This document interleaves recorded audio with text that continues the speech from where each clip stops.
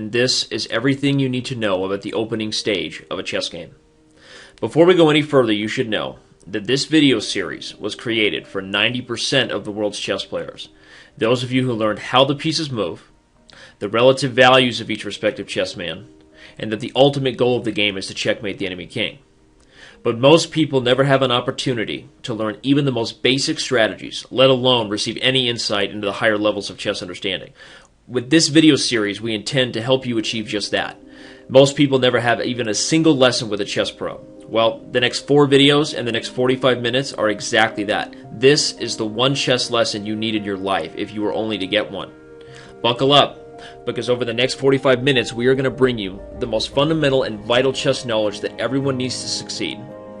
Some grandmaster secrets along the way, as well as some practical advice about how you might bring this knowledge together in your own games. First up is going to be the opening stage video, which begins before move 1. Secondly, we're going to bring you the middle game or tactics and strategy video. This might be one example of a possible middle game position. In the third video, we're going to move on to the final stage of a chess game, that being the endgame, and again, this being an example of a possible endgame. And finally, we're going to back up to show you 2 of the greatest chess games of all time by some of the best players in the history of our game, to show you how you might bring it all together in a practical setting. Let's jump right in. Though there are exceptions to this rule, the opening is generally considered to be complete when your rooks are connected. And so, ignoring the fact that this is obviously an improbable position, focus on the fact that white is 1 move away from completing his development by castling to either side. Both moves would connect the rooks. Like all stages of a chess game, there are generally some principles and guidelines to follow as far as how to achieve your goals. And so here we've organized these principles for you to follow and try to apply in your own games. The first 3 rules to the opening: develop, develop, develop. Why the same rule over and over? Because it's that important. Arguably the most important piece of advice you'd ever be given is to use all of your pieces whenever you play a chess game. Development means to literally improve your position by expanding it. And both sides will typically try to develop their pieces as quickly as possible. Making some random moves here to see. Right now it's not so important where you're bringing your pieces. We're just going to try to show an example of how the pieces might be brought out into the game so that both sides might complete their development and get castled. The basic idea here is that both sides have completed their development by connecting their rooks, and they both brought out their minor pieces first, which is usually the easiest way to start fighting for control over a position. Like this dream position shows us, the rule number 4, as far as how to play the opening, is to develop your pieces toward the center. This would be an ideal example of how in a perfect world, if your opponent didn't challenge your development and your goal, you might develop your pieces to control the most important area of the board. Why is the center the most important area of the board? Let's use the knights as an example. Every piece typically does better in the center than it does on the edge of the board, but the knights in particular really highlight this principle. As we can see here, white's knight on e4 is attacking or controlling, depending on how you look at it, up to 8 territories, whereas a knight on the corner is only attacking up to 2. Though this is an extreme example, it should hopefully display for you that you would like to get every one of your pieces in the center, where they're on their ideal squares if possible. And so now you likely understand why we would refer to this as a dream development for white. Obviously, both you and your opponent will be fighting to do so much as far as to attack the center. So achieving a dream position like that is not completely practical. Let's go over a couple different examples of how players develop, both sides trying to attack the center. Here with the move e4, expanding, opening up diagonals, and attacking the center. Black following suit with the move e5, trying to do the same. White develops a piece to put pressure on the center, and black now develops a piece to defend the center. There are many options here at play, including moves like bishop to c4, which can lead toward a 2 knights or a gioco piano.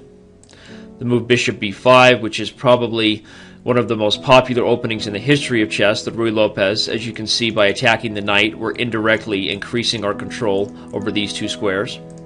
And there's also the 4 knights opening, which the moves have already been displayed once earlier in this video, and now we'll describe it as such that both sides are simply developing their pieces, their minor pieces first, which is the best way to do it.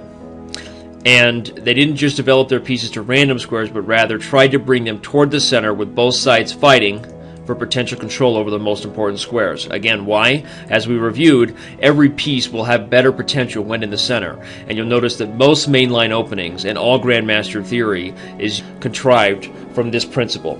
Develop, develop, develop your pieces being the first three principles, and rule number 4, let's develop them toward the center. We're halfway there, living on a prayer, and don't you dare change that channel. Our 5th rule goes very well in conjunction with the first 4 principles you've learned, and that is to never move a piece twice, at least not before move 10. The basic idea should be obvious. If both players are trying to fight as aggressively and accurately as they can over the center, it doesn't make sense to try to battle your opponent's entire army with one piece. For example, let's focus on a queen's pawn game, which, unlike e4, is slightly more geared toward control the center with the pawns. After d5 by black, usually you'll see white follow up with a move like c4, with the idea being that if black already breaks the principle of moving a piece twice, he's given up control over the center. White will then attack the center, and we've already learned the value of the center if you remember earlier in the video. So this should be clear to understand why this would be a nice opportunity for white. And after the pawn is recaptured pretty quickly, white is happy. So rather than move a piece twice, black will develop another pawn into the center, with either e6 or c6 being the most popular options, choosing to defend the center rather than to relinquish it by moving a piece twice. White will continue to develop pieces with the same purpose of putting pressure on this critical point, trying to induce black to move a piece twice and therefore allow control over the center.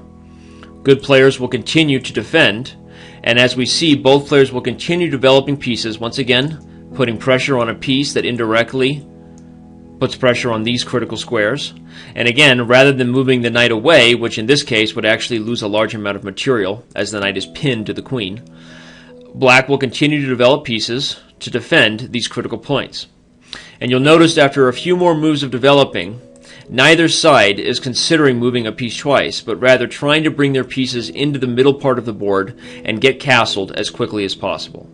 Speaking of castling, I'm about to hit you with some big news. You ready? Principle number 6 is that both players should be able to get their kings castled, get their kings to safety by the first 10 moves of every chess game they play, if not by the first 7 moves. Most mainline openings, including the Queen's Gambit decline that I just showed you, back up to, let's say, the Ruy Lopez, an opening we've already displayed. You'll notice that even as early as move 4, white is already prepared to castle. And black, after developing his pieces, would not be too far behind from doing the same thing, perhaps defending the pawn, developing a piece, and getting castled. The main purpose of this is not to show you what is necessarily considered the best theoretical moves at the highest levels of chess, but to show you that the general principles can be followed and very good positions can be achieved before you even try to memorize opening variations. The 4 knights, another one that we've reviewed, you notice that both sides brought their pieces out and prepared to get castled. Once again, we're seeing both sides get castled here before we've even reached move 5. To move on, hopefully the concept that getting our king castled is obviously a good one is now clear. Let's talk about principle number 7, and that is in regards to the first lady of chess. Though I could likely give many examples as to why it's not the best idea to bring your queen out before the minor pieces have been developed or before you've been castled, I like to give one particularly instructive one. This example occurs when one player, the white player in this case, decides to play for the 4-move checkmate, something that many amateur beginner players do. Obviously, if your opponent misses the idea behind the queen going backdoor on the knight and checkmating the king via the weakest square f7, then white is successful.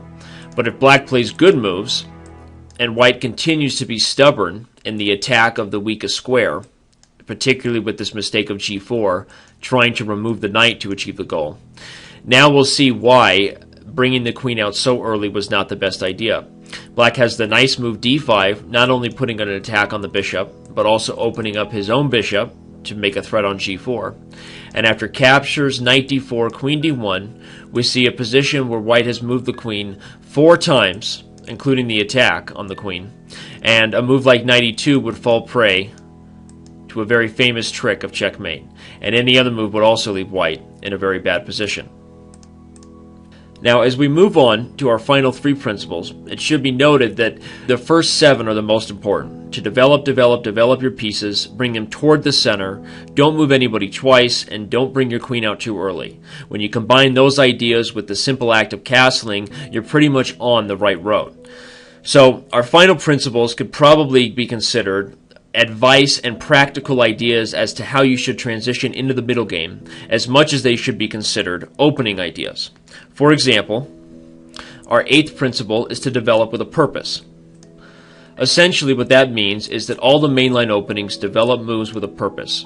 Grabbing the center, purpose to attack the pawn, purpose to defend the pawn, purpose to attack the knight who defends the pawn, that being the Ruy Lopez, which we already showed.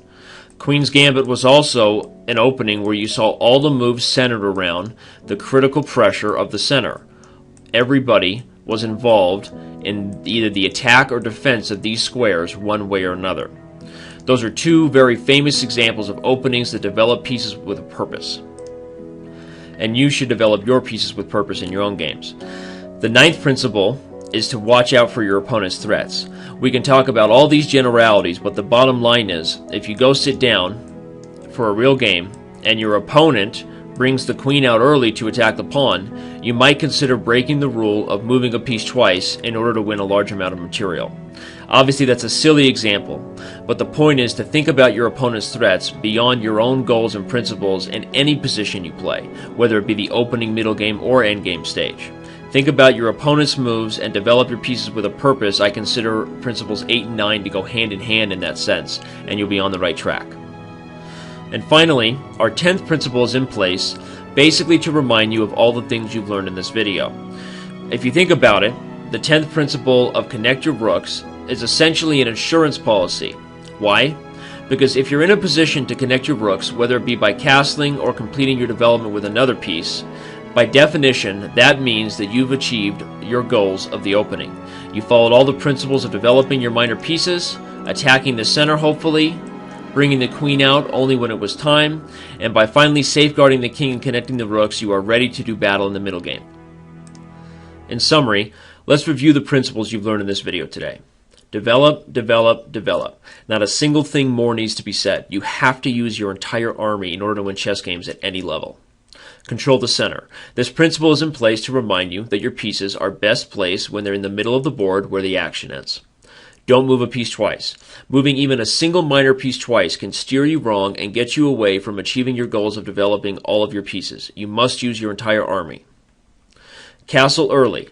In many cases, you can even achieve this before move 7, but certainly by move 10 you should be castled and your king safe.